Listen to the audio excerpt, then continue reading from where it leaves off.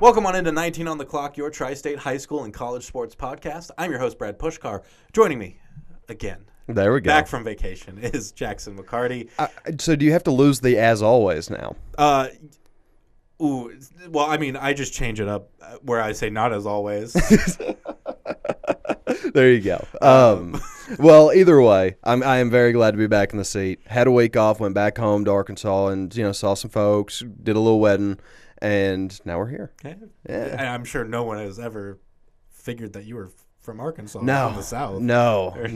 I'm sure that was a wild guess. I bet we had a lot of folks believing I'm like a Nebraska kid, maybe Iowa, Michigan. Raised on corn. Exactly. Yeah, you really got the Uper voice.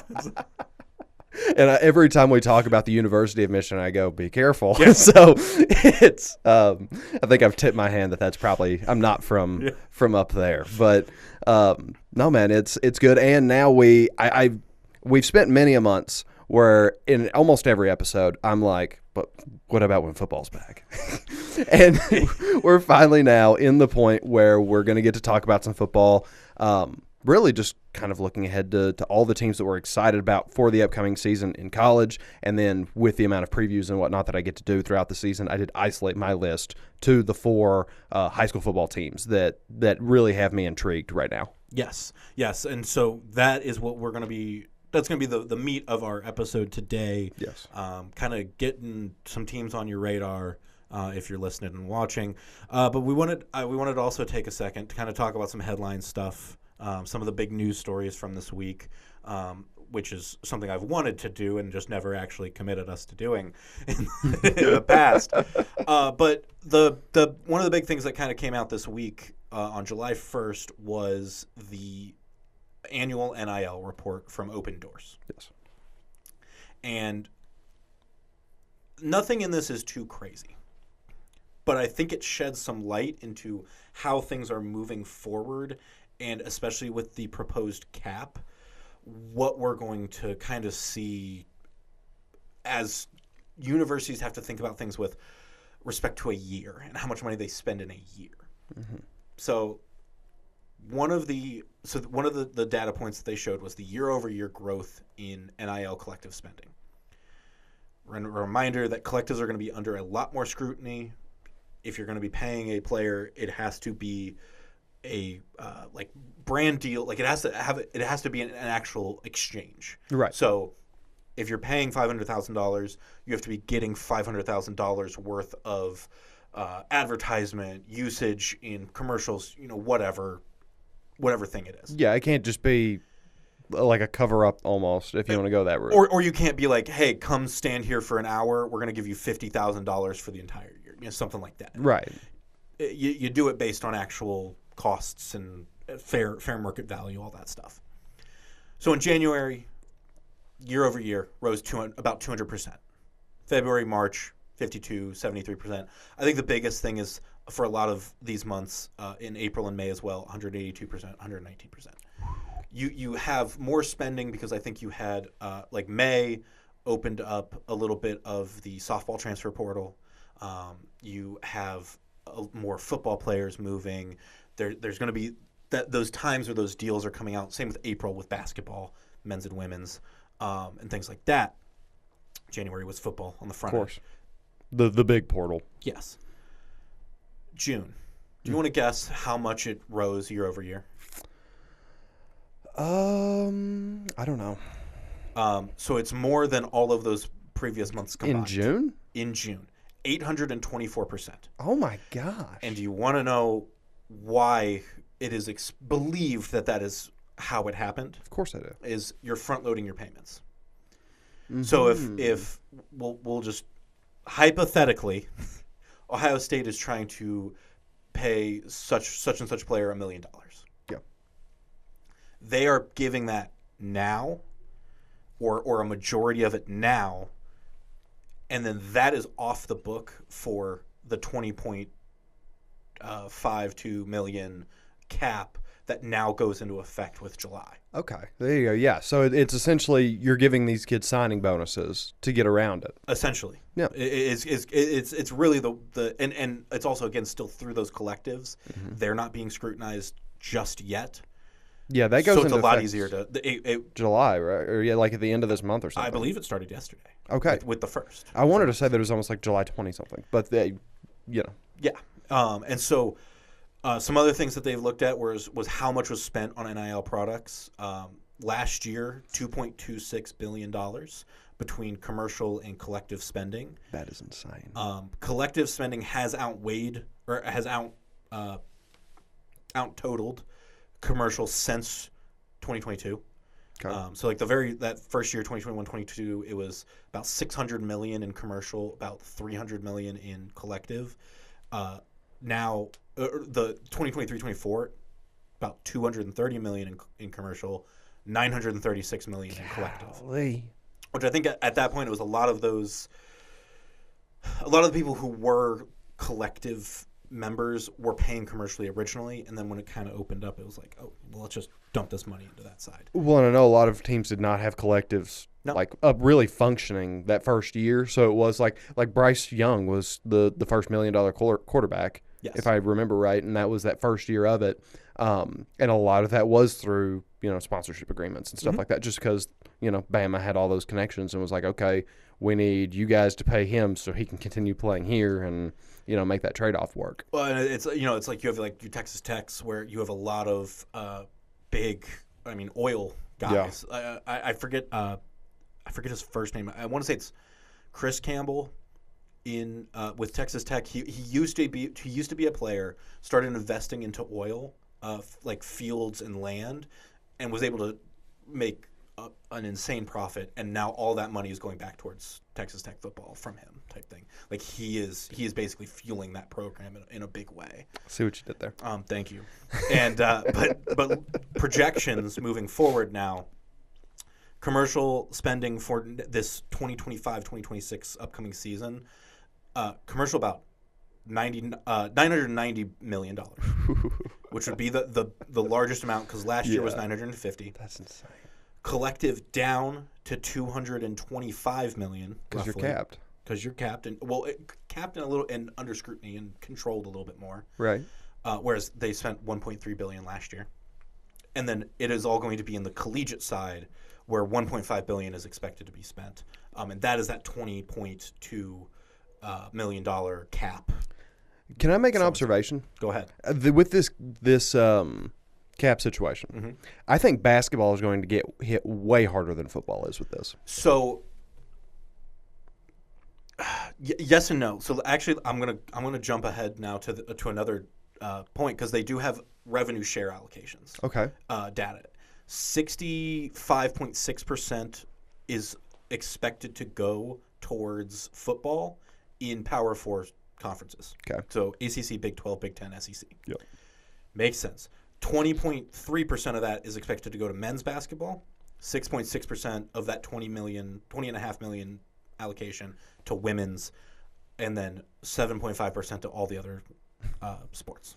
Which, in the ACC and SEC, baseball will get a higher chunk of that. Yes. Then or softball at honestly, some Big 12 schools and SEC schools. For example, with Tennessee, I would not be shocked if their baseball is making more than or is given more than their women's basketball is, based on the state of those two programs currently. I know Pat Summitt and the history, but it's going to be relatively fluid. I was just kind of shocked that baseball didn't have its own standalone projection because there are so many schools that are falling front line of that. And I think it would be you'd be able to dig in deeper and look. If you look, I'm looking at a more compiled one. I think volleyball in the Big Ten and the SEC are going to have a little bit more, whereas the ACC, Big 12 might have more in your like you said, in baseball. There might be some wrestling schools type thing as well. Penn State. It's going to be an interesting spread overall.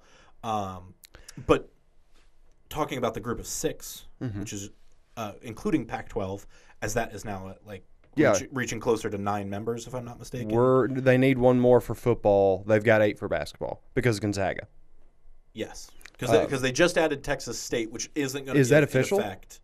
Well, it's not going to be in effect, but I believe that was finalized. If they finalize the Texas State thing, then they are on 8 for football because it's Oregon State, Washington State, Boise State, Colorado State, San Diego State. Pac-12 welcomes Texas State ahead of 26 relaunch. Okay, So perfect.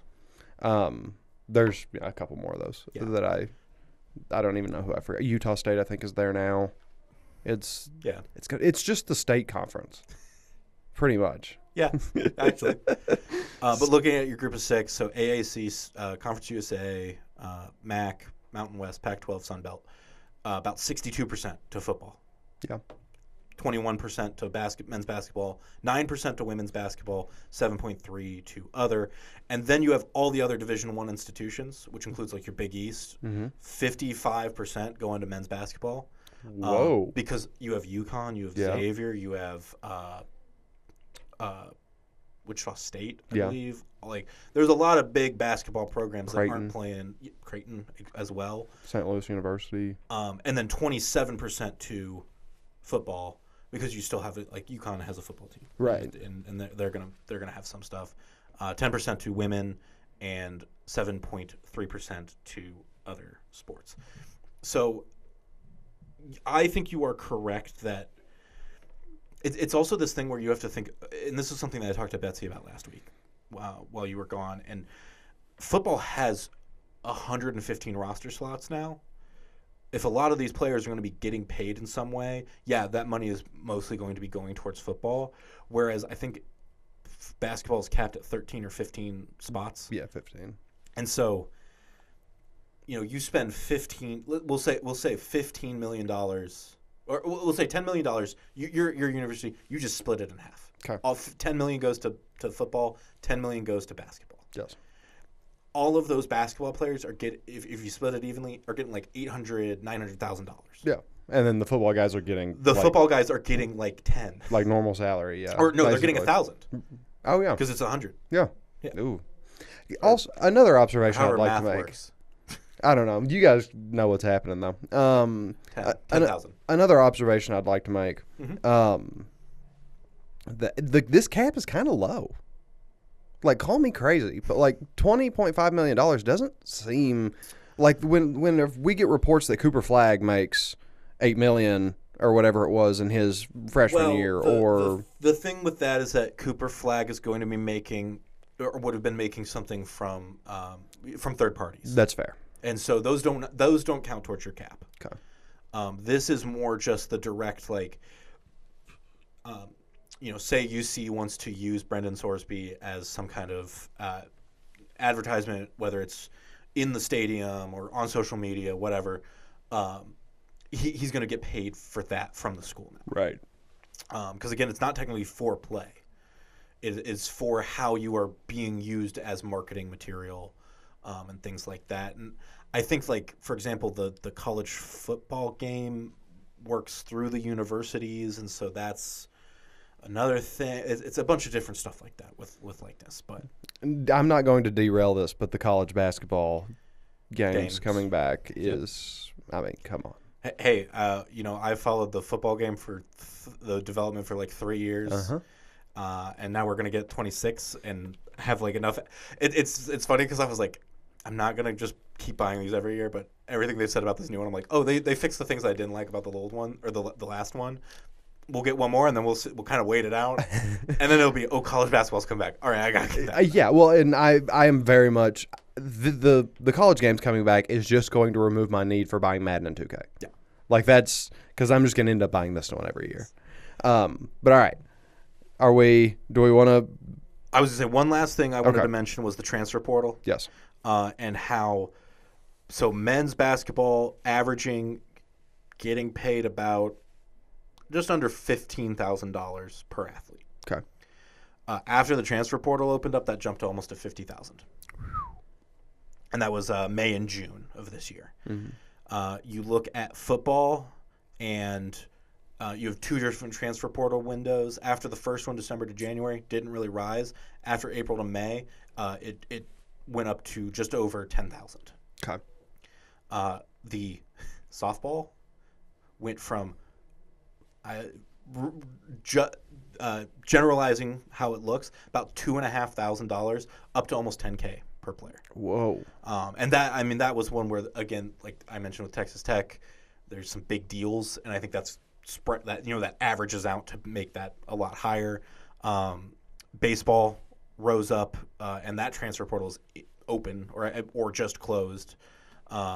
Basically the thing is, after each transfer portal, the average amount that these players are getting paid is constantly rising. Yes, and it's a testament to that open market, that free capitalism type system of it. That I do think you're going to continue to see. Eventually, you're gonna hit a bubble, and it's going to be really tough on these universities. Not to be like, oh, poor universities, but I think there's going to be a certain point where athletes are where that fair market side of things is really going to kick in, and that'll be kind of a question to see where things finally level out, and it'll provide the parity, yes, so to speak. Yes. Because any top heavy team is not going to be able. Yeah, you got a cap. I mean, look at every great NFL and NBA team. At some point, they had to disband because you couldn't pay all of them. Yes. So it ought to be interesting to see. I'm excited to see how the cap goes into effect. I'm excited to see how year over year it's going to grow. Yeah. Because I could totally see it being like, oh, we're on 28 now. Next year. If I'm not mistaken, they're looking at like 21, 22 for the year after. Okay. Already. So just a slow pace. It's a slow increase based on like how much universities make in total, okay, and things like that, like the average operating budget, something like that. Cool. It's like 10-15% of the operating budget. Okay. Well, basically how it looks. That'd be interesting. I'm excited, and I like those numbers. Hopefully, we can just keep seeing those over the years, to where we can, just keep tabs on it. Yeah, because I mean the projections are already showing like it's going to just keep rising, and then we'll see if those projections come true. But speaking of projections, yes, and excitement for this year, let's talk about the actual sport. Mm-hmm. Oh, of course, yeah. I love talking about the money behind all this stuff, and but at the end of the day, that's what we're all here for. Right. There's just some things that you can't replace. Yes. And football, obviously, if you've listened to us at all, is one of those for me. So, like I said, I did 4 different football teams that I wanted to talk about for the upcoming season. Mm-hmm. 2 Ohio, 2 Kentucky. Did not include Indiana in this because they get such hyper-focus when we do our season previews that I figured this was going to give a little bit more leeway to where I could kind of hit the high notes. Yeah. So we're going to get the obvious one out of the way first, Brad. Okay. Because I don't think anybody will be shocked when I say that I'm excited to see how the Moeller Crusaders look on the football field this year. Matt Ponatoski coming back, senior year, absolute freak of nature. I've got some of his numbers, obviously. He is, for one, the 30th best quarterback in his class. I think he was like 21st when you do the 24/7 composite score. Okay. He's being recruited by Oregon, Kentucky, Bama, Arkansas. Is that nationally also? Yeah. Okay. Yeah. Yep. That's. I think he was maybe 10th in. No, not 10th in Ohio. He was maybe like 8th in Ohio. Okay. It was pretty high up. Last year he had 4,100 yards, 56 touchdowns, 3 interceptions, a 70.7% completion rating. What do you mean? I want to see this kid play football, Brad. We did kind of skip over a little bit last year. They were 14-2. They lost Olentangy Liberty in the D1 finals. The only other game that they lost was to Mallard Creek in North Carolina by 7. A total of 21 points is the difference in them being undefeated and 14-2. Yeah. And also a different state. Yeah, literally. Literally. Mallard Creek, North Carolina, which I don't know enough about that program to, put too many flowers on them. But if they're inviting Cincinnati teams out to their field to play, I got a feeling that they're rolling in it. Yeah. You know what I mean? They're set up. But Ponatoski is not the only guy that's worth noting that is coming back. You've got their main running back, Tyler Jocelyn, had over 700 yards, 8 touchdowns. Christian Harris being back is huge. The Wake Forest commit had 8.5 sacks, which did lead the team last year, 15.5 tackles for loss. So you kind of have your star on both sides of the ball to remain focused and help with all those new guys that'll be moving in, because there are a couple of key things that you have to watch. Wide receiver 1, very interested to see what happens there. Jovan Love, who led the team, Matt Fogler, and then Roman Mason, all three of their top receivers gone. All three seniors accounted for I think it was well over 3,000 of Ponatoski's yards. Okay. So figuring out who steps up into those productive roles is going to be massive. And then there's a lot of grads on defense, a lot of linebackers from what I noticed. Their top 2 leading tacklers and their lead interceptor. I don't like how I'm phrasing that, but both of those guys, or all three of those guys, are gone. And then really you have to wonder if the pressure matters, just because there is always a certain expectation on Moeller. You know, you do anticipate them being at that state title game pretty much every year. And so it's like you've got this quarterback who is proven to be phenomenal. You've brought back Christian Harris, who's going to be leading the charge for your defense. Bart Bathiani has done a fantastic job of assembling that team. Can you put it all together for this last one and hold up a chip? Mm-hmm. Those would, but it's, again, you know what to expect out of the Crusaders. And you mentioned the wide receiver yes. room. Is this something that where you think that it's going to take 1 or 2 games to finally see who is really stepping up and becoming, the Love Fogler Mason of last year, or is it going to be something that when they're practicing in August or into July, that you're going to kind of have an idea of these, like, at least 1 or 2 are the main options, or the 1 and 2. I think you'll probably have a solid idea of who they want to use, but I think like the highest returning yards total in this year was like 250. Okay. Like, it was pretty low. Yeah. And so I think that it's going to end up being a very wide receiver by committee situation. I think Ponatoski's good enough to just kind of make it work to whoever's out there. But you could see some names kind of step up there and grab the bull by the horns. I think Tyler Jocelyn's going to be incorporated more into it. I could definitely see them throwing it to the running back a lot more.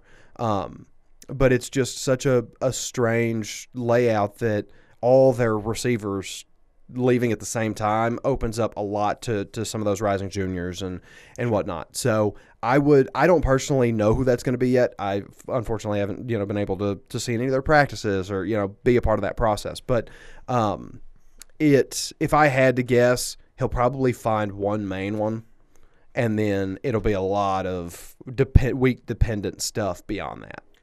And I know you're only talking about Moeller here. Correct. But do you see them going undefeated in the GCL South again? I mean, yeah. Okay. Because St. X is St. X. Yeah. They're always going to be there. Like that rivalry game is a threat no matter what. Exactly. But on paper, you're like, Moeller is still running. Yeah. Yeah. I to be perfectly honest with you, Moeller was the only team that I truly considered to be on this list from the GCL South. Okay. Not to disrespect Elder, not to disrespect LaSalle or St. X, but I feel like I am excited to see all of them, but I feel like they have something that they need to prove coming out of the gate before it's like this is a season highlight of what I'm pumped about. If that makes sense. Like, yes. I need to get to week 3, and then I could be like, I was totally wrong. St. X's looks fantastic and whatever. But I'm not coming into the season with this preconceived notion that, like, that's a state title team that I've got to be worried about currently. Sure. Okay. Yeah. So we're going to kind of go back and forth. Yeah. So Moeller, my first team we want to talk about. Brad, who you got up first? So I will. You picked all football. Uh-huh. I branched down a little bit more. Yes. So I wanted to start, though, with UC football. Of course. Because I think as much as, we talked to Jeremy a couple weeks ago about Miami football and, like, how good of a year they had. But UC football is very interesting to me right now because you have that I think it's a little bit of do or die in a way for Scott Satterfield, head coach. But also you get another year with Brendan Sorsby, get another year with Dante Corleone. Mm-hmm. And I think they are adding some pieces that make up for some of the losses that they had. Corey Kiner, the running back, ended up going into the draft and was he 7th or was undrafted? Can you remember? I thought undrafted. I think undrafted as well. I think he joined some practice squads. Yes. Is what I saw after. But so that is where transfer portal, recruiting all comes into effect. And I'll be totally honest, trying to read transfer portal breakdowns on the internet makes my brain fry. Because I'm like, okay, wait, is he coming in or is he leaving? Like, who is going where? What do you mean he just entered the portal but came back? What's going on? So I skimmed it. Yeah, of course. And I was kind of like, okay, there's not too many names that are leaving, from what I could tell, that I think are going to be totally detrimental to this program, unlike some other schools and things like that. But you have one big transfer edition and one big recruiting edition. Okay. So I'm going to start with the recruit, and that is a four-star running back, according to 24/7 Sports, Zion Johnson. He's coming out of Covington, Georgia, finished his senior year with 182 yards a game, 16 touchdowns, 5,000 total yards, and helped lead Newton High School to a 6A second-round playoff appearance. Okay. He is a top 25 recruit. Mm-hmm. And I was like, oh, that is a good offensive weapon to add on. And probably plug and play, to be honest. Like, how big is he? Do you have height, weight, speed by chance? I don't have it right in front of me, but give me 30 seconds and I'll get it for you. Well, yeah, because, obviously, like you said, Corey Kiner leaving the program, that frees up so many snaps immediately. And whenever you can draw a kid that's that talented in. He is 5'8", 185. Okay. So, which one was Kiner? Not that dissimilar. I was going to say, I think they're actually pretty close match. It'll be interesting to see if he's 3 down or not. I could see him. Kiner is an inch taller and was 20 pounds heavier. Okay. So probably going to lead the short distances to other guys. That's his NFL measurements. Okay, right. Because he's on the 49ers roster right now. Which means he'll probably start because they love to flip those guys somehow. They love to flip those guys, or those guys love to get injured. Shout out Elijah Mitchell and Jordan Mason and whichever other ones that I'm not. Christian McCaffrey's there too. Well, naturally, but who knows what? No, but I'm trying to think of all the ones that have just. Raheem Mostert was there. Mostert. The other Dolphin, didn't he? That I can't remember. I can't remember his name off the top of my head. Jeff Wilson? Was Jeff Wilson on? I think Jeff Wilson was. They had so many people go. There's been so many running backs over the last 3 years. They've had Christian McCaffrey for the whole time of that, and it's still there's 20 running backs from San Fran. Yeah, Matt Breida, whenever he was a guy. Sorry, we're off on a different path now, but but point being, that is a fantastic pickup to make things line out properly and one in, one out. And you do not need to completely rework your offense around a different style of player. I think that's the best part. And I think also, we say 185. That's weighing in before the year. Right. No weight program. No nothing. He can bulk. I'm sure he can bulk. Just whatever mom's been making him for lunch. Yeah. That's his weight plan right now. Those Georgia dinners, Georgia lunches and dinner. Which, to be fair, you could add 20 pounds. You could add 20 pounds. Send me to Georgia for a month and see how much weight I add. But the other addition that they have is that I wanted to point out was a offensive tackle coming in. He is a transfer. His name is Joe Cotton. Okay. 4-star transfer rating. Mm-hmm. Coming from South Dakota, the Coyotes. Yep. Who split the Missouri Valley Conference with North Dakota State and South Dakota State, which, if you haven't heard those names because you don't follow FCS, have been the dominant programs. Correct. And so to have your program be in that same tax bracket, I think, is a major accomplishment. Absolutely. That's they're different air. But I did write down his measurements because he is 6'7", 315 pounds. Big old boy. Was part of a line that allowed less than 1 sack per game and had the second lowest tackles for loss allowed in the Missouri Valley Conference. Okay. Yeah. To me, he's a great example of the kind of reasons that I think the transfer portal is good. Where he's a junior, he put in a couple years, showed his worth. Cincinnati goes, hey, come here, we'll give you another step up in the leagues type thing. And get more eyes on you so you can get drafted. Yeah, and I mean, and at the end of the day, it's the same thing a coach would do. Mm-hmm. If Absolutely. if the opening came in. So, yeah, and you're exactly right with get more guys on you. You're going to be on national TV more often. You're going to be seen by more people rather than just. I think those games are on like ESPN Plus every week and things like that. Yeah, when like you have to scroll a couple times down the menu to get into that. Yeah. And so Unless you're playing North Dakota State, and they're like, "Oh, Bison." Correct. Yeah, and then they'll like do the highlight game on it. Yes. But you know what? I'm gonna look at UC football schedule real quick because I didn't think about that as well. They had a tough back half last year. Yes. And looking ahead of this year, you're opening against Nebraska. You played Bowling Green, Northwestern State. I think on paper, 2-1 coming out of non-conference. Yeah. You know what I mean? Yeah. Kansas, Iowa State. Iowa State will be a tough game. UCF is always a fight. Oklahoma State is kind of in a weird spot. Yeah, I don't really have faith with them right now, but Baylor also kind of in that middle section where I think if you beat Baylor, you kind of... Is Dave Aranda a good coach? Because he was a good coach. I remember that. We could have brought that up with both of the last two teams. So yeah, I know. Mike Gundy still a good coach I don't too? really want to talk about Gundy because That's fair. that feels like kind of a bear trap. You know what I mean? Like, go Pokes. Yeah, go Pokes. And then you're heading out to Utah, have Arizona, BYU, and TCU. I don't hate that schedule this year. TCU's another one that we could do that for. TCU's again just in a weird spot where you're kind of like, oh, are you middle?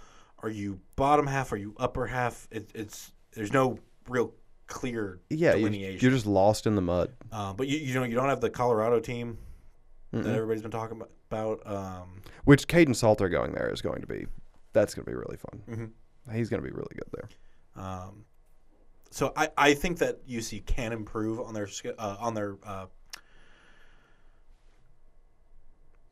record from last year? Yeah. Yes. That just left my mind immediately.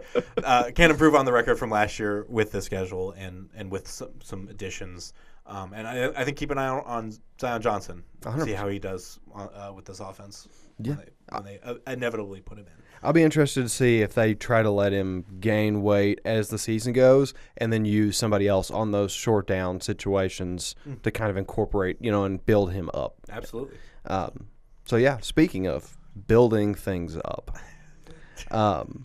if you would have told me this time last year that we were going to do this list, or really even 4 months ago, if you were like, Jackson, you're going to talk about the Colerain Cardinals being one of your teams that you're most excited to watch, I would have said, is this the 1990s? What happened? Yeah. Because I don't know if you guys are aware, but the last 2 years have not been good to the Cardinals. 0-20 over that stretch. Obviously 0-10 last year. They got outscored 84-326 all season. Which is almost 4 times. Right. It was 10 points short of 4 times as many points. Yeah. Mm-hmm. It was not great. No. The Colerain was in, I guess technically currently is in a bad spot. Because we can't assume until we know what the future looks like. I do want to give them a little bit of credit because I did find it interesting. They had 3 one-score games. Middletown and Lakota East were not bad football programs last year. So, to keep those games close, silver linings.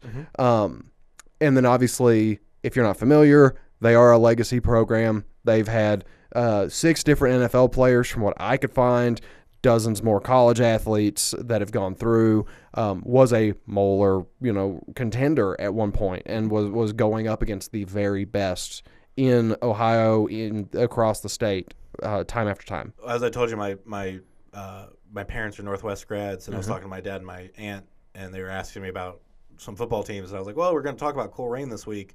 They're like, oh, because are they doing well? And I'm like, no, they're doing very bad. They're like, what happened? Yeah. They were always so, and that was the 70s. Yeah. Things like that. So it's like things have fallen off in a tremendous way. But here's why I'm so interested in seeing what happens with them. Yes. We spent a lot of time talking about Mountain Healthy last year. Yes, we did. Jameer Spain and head coach Jordan Stevens had things clicking for the Owls at a very high rate, very impressive stuff to watch. Jordan Stevens is now leaving Mount Healthy and coming to Coleraine. Yes. And matter of fact, I was kind of bouncing back and forth between who I wanted to include as the second Ohio team, and the interview that we recently did, I believe it was Gabby's story, with Coach Stevens, kind of solidified it for me, where I was like, no, that they need to be on this list. Because he seems like he understands what this team needs to become. I don't think he's going to rush that process, but I think that what we see this year could be pivotal and show a lot as to what's going to happen over the next 4 or 5 for Coleraine. So a little bit of history about him. He has a 23-12 record in those 3 years at Mount Healthy. He started 5-6 and then quickly turned around 8-3 and then 10-3 last year. His defensive background paid off. He held opponents to 20 or less 8 times last year and then 7 the season prior. And then he did manage to bring a lot of his staff to Coleraine. So he's got guys that he trusts in that building already. You don't have to stress too much about it. I didn't include any players that I wanted to highlight in this because I really have no clue who's going to step up and take the brass ring, so to speak, on this team. But I'm interested, one, how quickly does this rebuild start to take shape? You know, how quickly does the team buy in?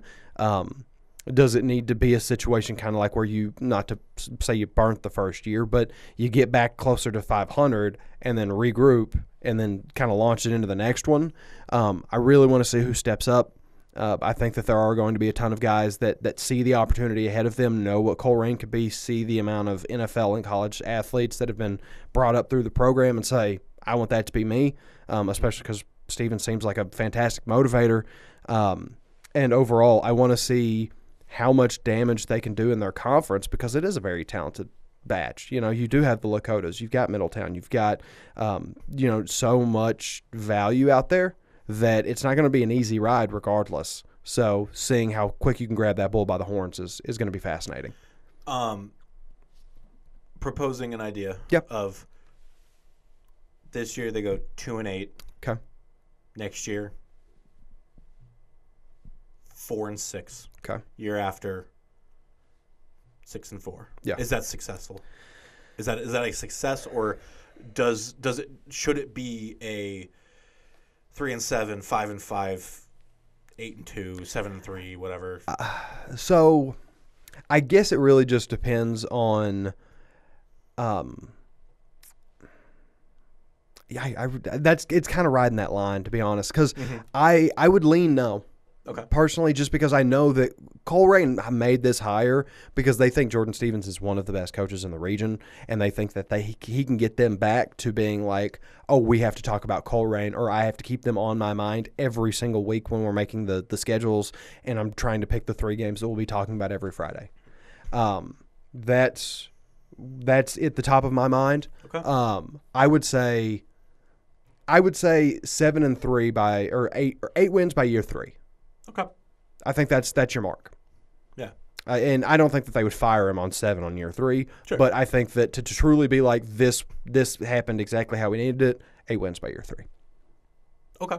Yeah. Yeah. And I'll leave the gray area prior to that. Yeah, and I didn't mean that as like, no. you fire. It's not like Ohio State where it's like, oh, well, you had a bad year. Or you didn't finish 100%. We're gonna get rid of you despite having one of the best records in the nation type thing.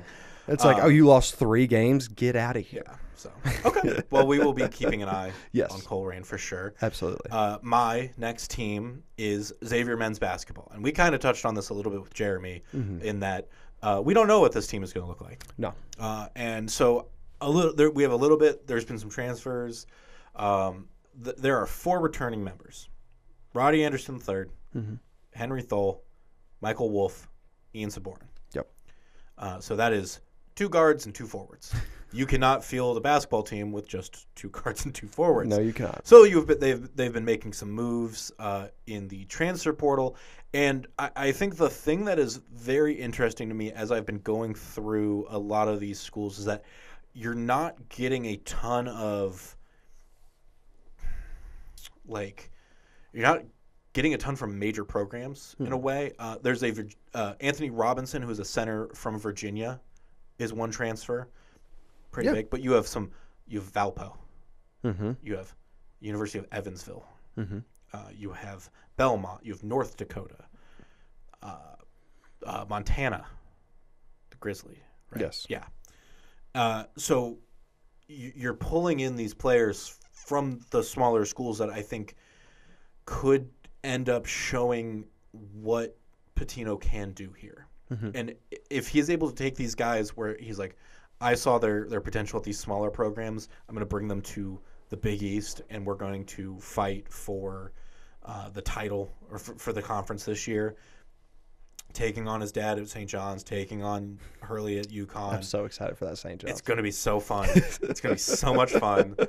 And even like Creighton and UC. Because you will have to play UC. Oh, sure, Yeah. sure. Just crosstown shootout. Not Yeah, I was like, they're not in the Big East, you dingus. But like a Nova. Villanova is just always in that conversation, not necessarily at the top right now, but so a lot of these, I mean, and a lot of these transfer ratings on 24/7 Sports are like close to 9, like a 9%, or not 9%, like 90%. Like, oh, this is a good transfer that you grabbed. Like good grades. Good grading. Thank you. And so that's. It'll be interesting to see how much is just we're bringing in a whole new team and we're building from scratch.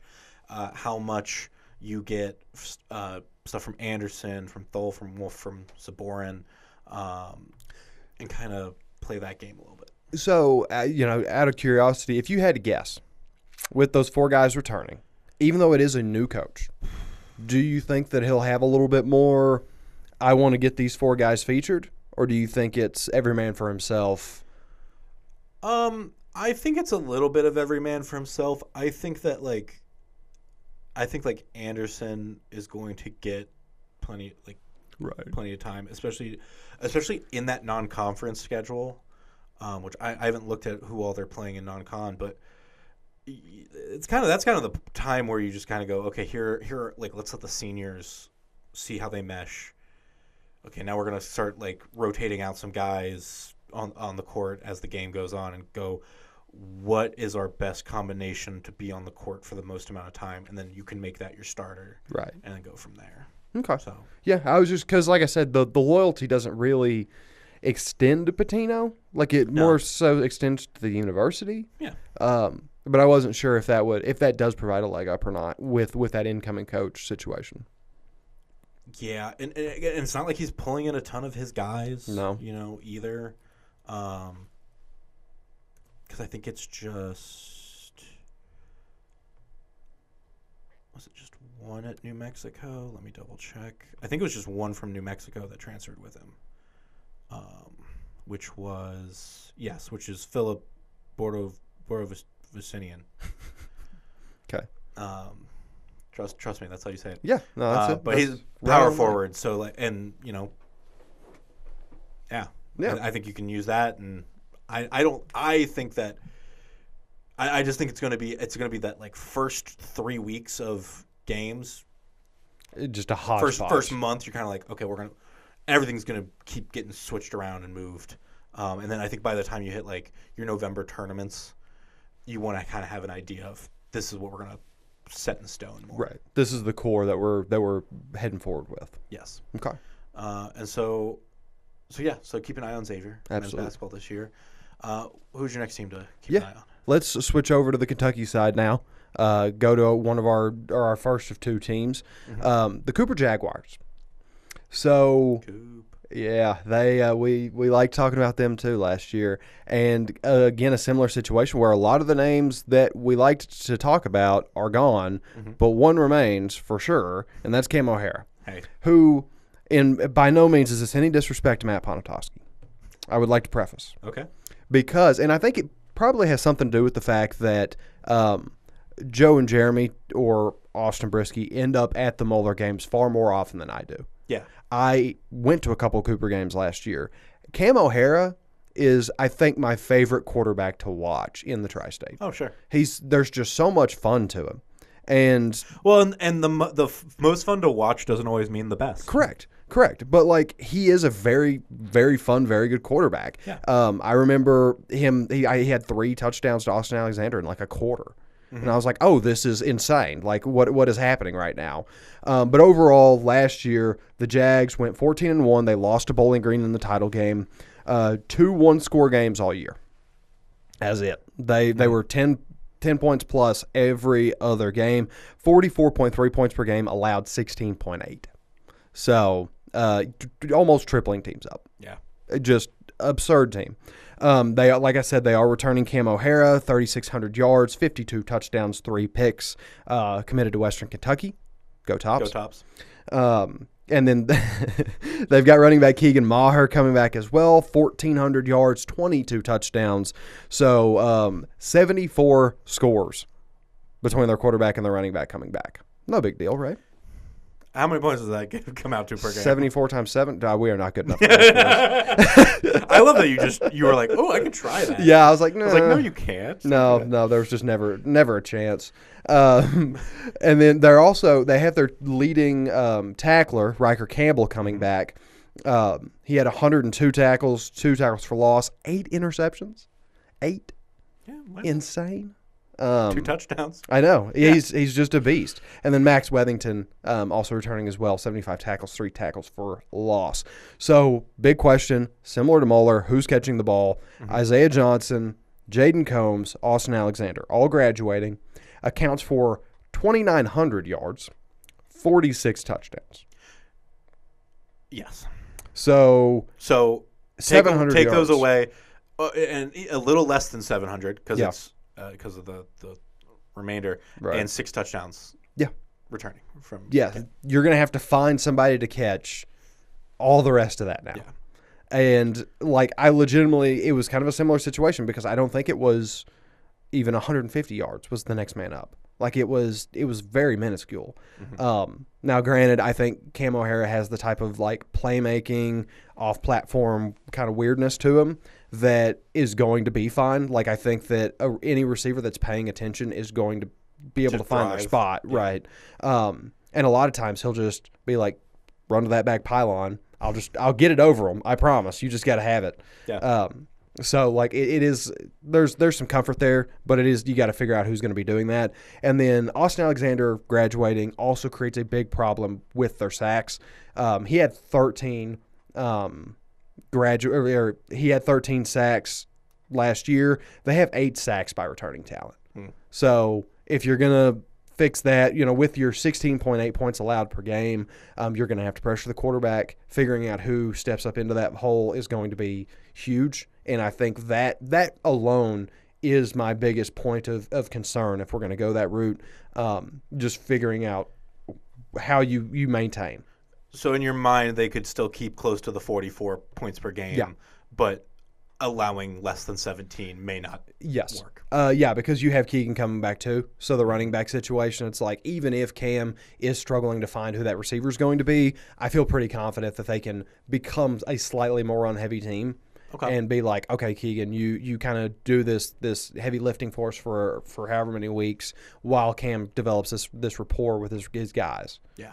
That would, the defense is not a point of concern, but definitely something worth keeping eyes on because somebody has to get to that quarterback. Yes. Moving on to my next one. I am, you have your Ponchowskis, you have your Cam O'Hara's that you like to talk about. And I am now taking over one of your players to talk about every episode. Yes. Because my next team is UC women's basketball. And I'll tell you why. It's because they're adding D. Alexander. But it's not just D. Alexander. They are adding so many top recruits from so many different states. And, obviously she was Player of the Year in Ohio. Led to 4 state championships for Purcell Marion. The women's basketball team has 5 returning players. 4 of them played last year. Okay. So it's Reagan Jackson, who is a junior guard, 9.2 points per game, leading scorer returning. Yeah. Ramiah Byrd, a redshirt sophomore forward, had 1 block a game for the last 5 games of the year, 16 total. Take that. I think the biggest thing that is returning is defense. Alliance Nadiba is a redshirt senior forward, 5 points per game, 23 blocks. And Delaney Snyder, a junior center, 16 blocks, 2.2 points per game. Okay. Yeah. And then Destiny Thomas is a senior center who did not play last year. I'll add on as well. So, like I said, that's like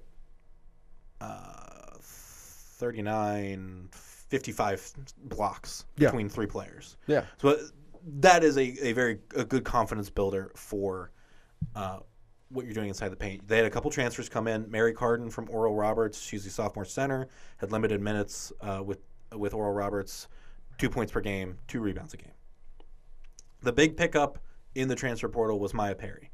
She's a senior guard from Florida Atlantic, was the AAC Player of the Week and had all-conference honors, I believe second team. Led the Owls in scoring in back-to-back years, had 15.5 points per game last year while shooting .355 behind the arc. You take that. Yes. Yeah, you absolutely take that. And with only Reagan Jackson's the only returning guard. Yes. Having that option is so big. Because it would be insane, I think, to come in and be like, these freshmen are going to put it all on their backs and carry this team. Yes, absolutely. Now, obviously, I think Dee Alexander is going to do great. She's a freshman guard, highest ranked recruit in program history, number 11 nationally in the ESPNW rankings. Mm-hmm. She is being joined by arguably one of the best classes that I've seen in a little while. Callie Barrett is a freshman forward. She was the number 4 player in Florida, according to Prep Hoops. Okay. Was a Class 3A state champion. Kylie Torrance is a forward. Averaged 20 points a game, 9 rebounds, and 3 assists in North Carolina, and helped Elevate Elite go undefeated in a Adidas Nationals championship run. Joya Crawford is a guard, Tennessee Miss Basketball finalist, 2024 state champion, scored over 2,000 points at Dyersburg. Kalia Devolasi was the number 1 player in Maryland per Prep Hoops, number 62 on ESPNW nationally, a 4-star, and was a Player of the Year nominee. Golly. The overhaul is intense, and you're not done. And then you add Paige Whitted, who is a guard from Memphis, played in the Basketball Coaches Association of Tennessee All-Star game with Crawford, averaged 11 points, 4 rebounds, 2 assists, and 2 steals per game. Yeah, like, assuming you can keep the band together, this is going to be a horrifying team in a couple of years, if it's not already. Absolutely. Well, and this is such a, I think it was Jeremy that was talking about, to have Dee stay in Cincinnati says so much about this program right now. Yes. And to get the Tennessee Miss Basketball finalist, to get the highest rated Maryland recruit, those aren't necessarily number 4 in Florida. Florida's a talent-rich state. Yes. And to get another All-Star from Tennessee. Yeah. At the same time. Literally. When they have, they have a UT program. Mm-hmm. They do. There's Memphis University as well, and there's all of these. With the way that women's basketball has been somewhat top heavy, whether it was Tennessee, South Carolina, UConn, Ohio State, Iowa, USC, UCLA now. Yeah. It's a lot of historical programs where UC does not necessarily have that history in women's basketball. They've had a lot of great players and some good teams, but never have been the talk of women's basketball per se. This is one of the scariest classes that I've ever seen get recruited. Yeah, you know what I mean? Yeah, it's intense, to be honest. It's because, like you said, the list just goes on and on and on, and it's not strictly limited to the young guys or young girls. Yeah. It's gals. There you go. It's got some of that experience coming through the transfer portal, and like it's a really functional layout that's going to support all of the talent, and I think kind of gives you the chance to almost have a coach on the floor too at times. Yes. And they are going to get a little bit of practice in August, even before practices happen in September and October.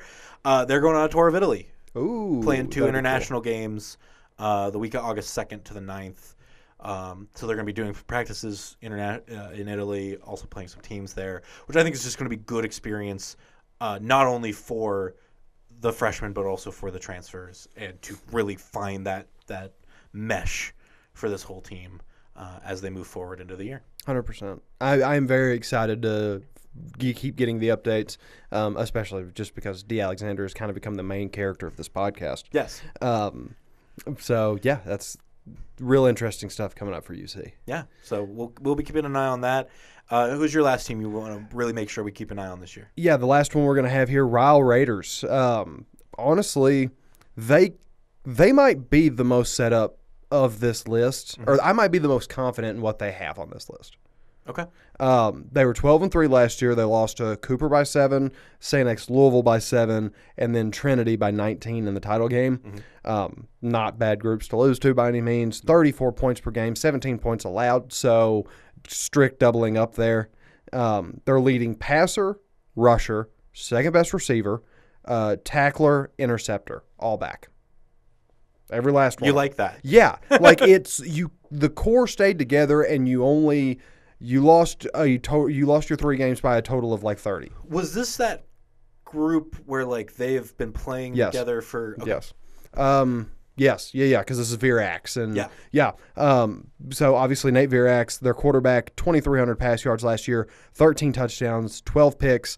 Adds another 600 rush yards, 7 touchdowns. Beautiful. Yeah, dual threat to the max, works out for you. Jacob Savage, their lead running back, also the fantastic linebacker. Over 1,000 rushing yards, 22 touchdowns. And then on defense, 141 tackles, 9 tackles for loss, 3 sacks. And then he is committed to IU. He's going to be a Hoosier next year as a linebacker. Go Hoosier. Are you okay? I'm sorry. I got really into it as we were doing all these today. It just like popped out. Sorry. All right. Hey, man, listen. As long as you're feeling all right, I'm just making sure. Dylan Lee. Singular Hoosier. Singular. He's the only one. Yes. You isolate him. Dylan Lee, wide receiver and cornerback. As a receiver, 600 yards, 7 touchdowns. On the defensive side, 6 picks. Colgate commit. Go Raiders. There you go. Look at you. Keeping it up. Yeah. And then Bogay, the last guy we're going to bring up here, 9 sacks, 42 tackles, 15 tackles for loss. Every last one of those guys is a senior. This is the last ride. The question is, the big one, I guess, if you are going to single out somebody that you have to replace, it would be Dylan Smith. He had 9.5 sacks last year. Okay. Obviously Bogay being half a sack off from tying the team lead, but also 20.5 tackles for loss. So finding who's going to run alongside him is going to be interesting. But the big focus is who stops you. Yeah. Honestly, because like you guys have established this core that has been running together for a tremendous amount of time, and it's time to make it pay off. I think in a crazy way that's you're right that's the most like on like set team. Yeah. Where are you going to do it or not? Yeah, I don't have questions. My questions are limited to one replacement player and then maybe who wide receiver 2 is, because I think Jacob Lee steps up. And so it's like, who you sort that out, but otherwise like every other piece that you need is you're still clean. There. You're sorted. Yeah. So yeah, that's Ryle. And we're going to be talking about them plenty more as the season comes on, especially early, because those early games establishing the tempo, I bet they get out to a pretty hot start. And I bet that a lot of people get their heads turned if they're not already. They're like, okay, the Raiders might have to be worried about them. Put the state of Kentucky on watch. Exactly. Yes. Exactly. I love that as the last one, and I Ryle, I think it's just going to be the team that even I'm going to be like, oh, how'd Ryle do? Exactly. When I come in on Monday to you. Exactly. My last team is not a team. It is teams. So you've done the big 2 but 3, but also kind of 4. I've done the big 3 but 4, but also kind of 7. And also 1, because it is under the same umbrella. Yes. I want to watch Miami Athletics. And that is what I put down, is I wrote Miami Athletics. you have a football team Mm-hmm. that went to back-to-back MAC championships. Didn't beat Ohio this year, but as we were talking with Jeremy, Chuck Martin has been a coach there for so long, has ingrained himself, and the transfer, as much as the transfer portal can be harmful to a smaller program, they are using it to their advantage and pulling in players who maybe aren't getting the time that they need or that they deserve on a bigger program, coming to Miami to get that time for the Red Hawks. Prove himself. So football, I think men's basketball, again, they are going to be there to compete. Same with women's. Mm-hmm. And then the baseball and softball teams we both saw just go to the College World Series for both teams. What's stopping them from doing it again? Right. You know what I mean? Yeah, I mean, there's like you said, it's hard to single it out because there's so much to love about the Red Hawks. Yes. And so I think it's just kind of a remember to keep an eye on the Red Hawks. They're not going to be talking. You're not going to be talking about Miami for the national championship like you are Ohio State. You're not going to be talking about Miami for maybe a New Year's Eve bowl game like a UC could potentially pull out if things go well. Right. Or I guess that's a playoff now. But still. But still could play. They could potentially go to the playoff. Right. But Miami, like that is what college sports is always about to me. Mm-hmm. It's the athletes that aren't going there just to play. You know, we've told those stories about all the different things that a lot of these athletes have done in the community, and how it's, you know, how they've been. I mean, some of them have been awarded for it and things like that. So keep an eye out. Remember Miami on Saturdays and during the basketball season and baseball season. Year, so. It literally everything. If you see the Miami Red Hawk logo at any point and it's an option to watch whatever they're playing, the safe bet's to click it. Tune in. Yeah. And hey, what are Tuesdays and Wednesdays and Thursdays for if not for Maction? And Exactly. that is what I'm looking forward to. But, exactly. We're not far away. Not far away. But that is all that we have for this week. So thank you all for joining us, for listening. As always, you can subscribe on Spotify or Apple Podcasts, wherever you get your podcasts at. Get it right in your inbox every week. If you want to watch the video version along with us and see our beautiful faces, you can watch that at FOX19.com, on the Fox19 Sports app, and on the Fox19 Now YouTube page. So thank you so much. We'll see you next week. Have a goal.